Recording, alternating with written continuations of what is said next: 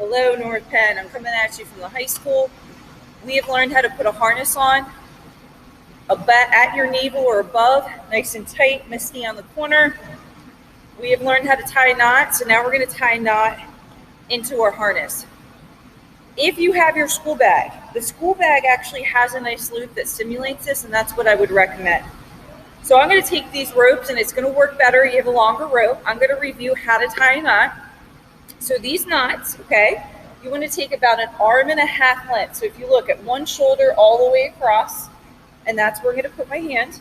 I'm going to make a loop, which is called a bite in rock climbing, okay, and I'm going to hold the ropes parallel. I'm going to put the rope in my non-dominant hand, which is my left.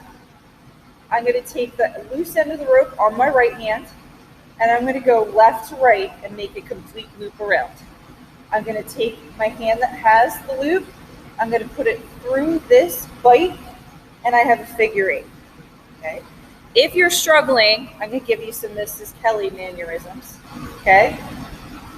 If you like the movie Frozen, here's your snowman head.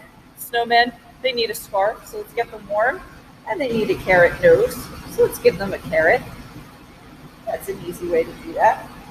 So here's my figure 8. Now, I need to connect myself to the rope.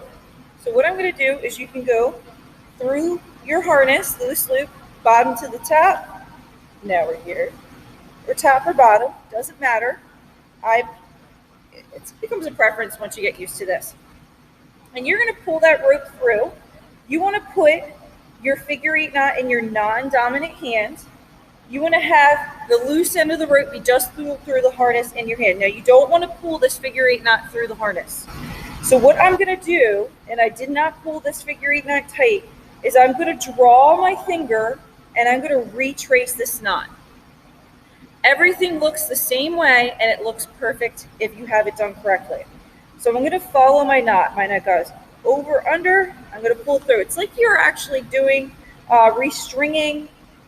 It's almost like you're sewing. So as you can see, it's parallel. Pull it through. Oops, I missed a lot loop. That happens sometimes. So I'm going to pull it through and I'm going to retrace my knot so it looks exactly the same the second time through. So what you're going to see right now is this entire knot, okay, figure 8 knot, but I have all this loose rope, okay? So what I'm going to do is something called a double fisherman's knot to finish up. The double fisherman's knot is absolutely a lot easier, okay, than the second one. So you're going to keep the ropes parallel. I'm going to pinch them together. I'm going to let that loose rope flop. I'm going to do one circle around. The second circle is going to be closer to my figure 8 knot. You guys can see that there are 2 loops, and I'm going to go from the bottom to the top.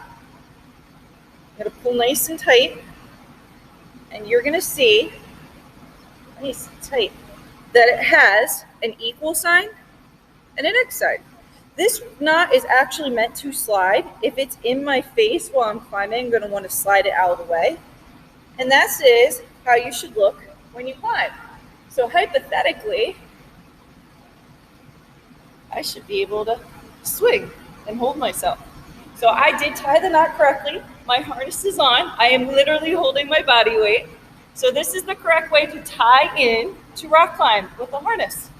So as I swing around here, I'll see you later, North Penn. Ask me any questions if I'm live, or you can always send me an email. See you later.